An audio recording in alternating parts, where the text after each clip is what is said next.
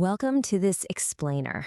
Okay, today we're going to demystify the so-called magic of the internet and uncover the massive physical machine working tirelessly behind, well, basically your entire digital life.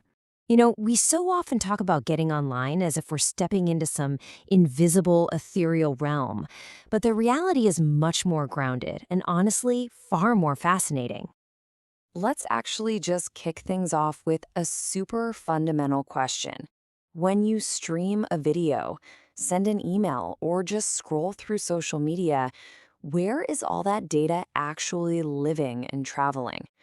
You might be surprised to know it's definitely not just bouncing through thin air. I mean, you might think data floats around up in satellites or in some magical cloud, but get this, literally 99% of international internet traffic travels through physical cables sitting at the very bottom of the ocean. It's a vast underwater superhighway. So here's our roadmap for today's explainer. We are going to cover 1, the network of networks, 2, the birth of the internet, 3, the physical internet, 4, how data travels, and 5, the future of connectivity. All right, jumping right into section 1, the network of networks. So the internet is, quite literally, a massive network of networks. Think of it as an interconnection of local roads. Actually, it's more like a giant interstate highway system. You have the local network right inside your home, which connects to a wider city network and eventually merges onto these massive global routes. And these networks are all tied together by intersection-like devices called routers, which direct the traffic of our digital lives to make sure every single piece of information finds exactly where it needs to go. Now, this is just wild. If you somehow manage to weigh all the electrons holding the internet's 5 million terabytes of data right this second, it would weigh about 0.2 millionths of an ounce. That's roughly the size of a single grain of sand. Think about that. All of human knowledge, every single cat video, every email you've ever sent, physically weighing almost absolutely nothing. Moving right along to section 2, the birth of the internet. It's honestly crazy to look back and see our rapid technological evolution.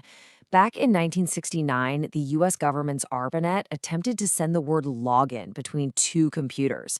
It actually crashed after sending just the letters L and O. But, progress didn't stop there. By 1971, the very first email was sent using that same @ symbol we still use today. In 1983, the unified TCP/IP protocol became the standard, which finally allowed totally different networks to speak the exact same language. And then, in 1991, the World Wide Web launched, giving us the highly accessible visual internet that we use every day. Which brings us right into section 3, the physical internet. So here is the crucial takeaway.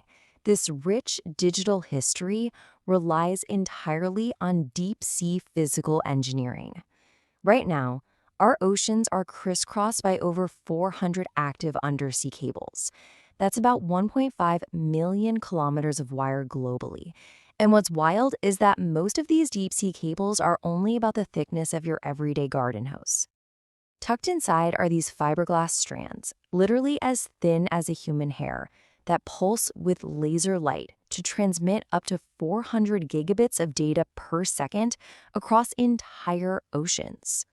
And because it's a physical system just sitting on the seabed, its vulnerabilities are incredibly physical too. It proves once and for all that there really is no magical cloud up in the sky saving us. The greatest threats to your streaming video aren't sophisticated digital hackers, but everyday maritime activities, like fishing nets and anchors, along with natural disasters. In fact, the whole setup is surprisingly fragile. Get this. Back in 2014, a viral video actually captured a curious shark chewing on one of Google's submarine cables. No way, right? And even more dramatically, in 2019, an oil tanker accidentally dragged its anchor across the seabed and completely severed the island nation of Tonga from the global internet for 13 long, dark days. All right, on to Section 4, how data travels. So to get all that data around the world quickly, engineers really had to rethink how computers communicate. Unlike old phone lines that required a dedicated physical circuit from the caller directly to the receiver, which would literally mean billions of computers waiting in line just to talk, the internet uses something called packet switching. It's incredibly efficient because it doesn't rely on one single uninterrupted wire. Here's how that packet switching actually works. Say you send a photo. It gets chopped up into small digital chunks, or packets.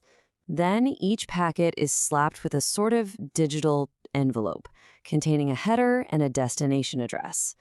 Next, these little packets are blasted out into the network, where they independently bounce through the best available router pathways. They might even take totally different routes from one another. Finally, they're cleanly reassembled by their sequence numbers at the destination, kind of like teleporting a candy bar in a million pieces and instantly putting it back together.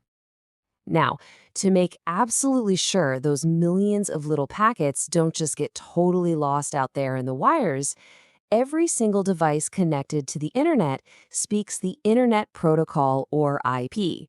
Every laptop, smartphone, smart fridge, you name it, has an IP address.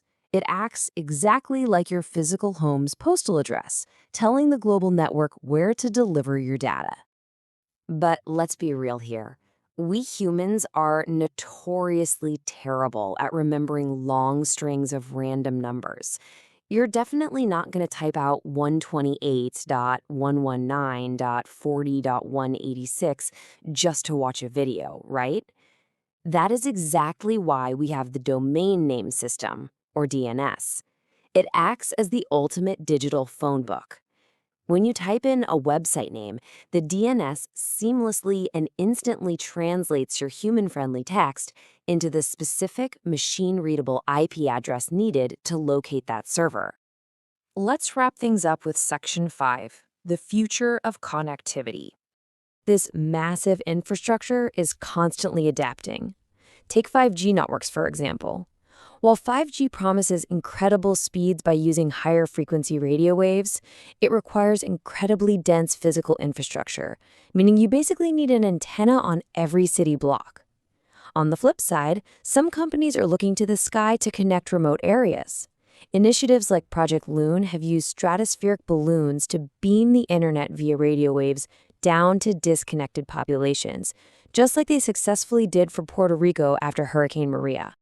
We're also seeing a massive, rapid shift towards something called edge computing. Right now, your data might literally cross an ocean just to hit a server. But edge computing brings those physical servers much closer to you, sometimes directly at your local cell towers. By merging cloud storage with local wireless networks, edge computing provides the lightning-fast, real-time reactions we absolutely need for advanced tech like self-driving cars and smart cities. So as we keep pushing the boundaries with space satellites, high-altitude balloons, and hyper-local edge computing, it leaves us with a really fascinating question to ponder. Will humanity's massive underwater cable network eventually become a relic of the past, looked back on the way we view the telegraph? Or is it possible that our wireless, cloud-based future will always rely on a physical, garden hose-sized tether resting silently on the ocean floor? It's definitely something to think about the next time you connect. Thanks so much for exploring with us.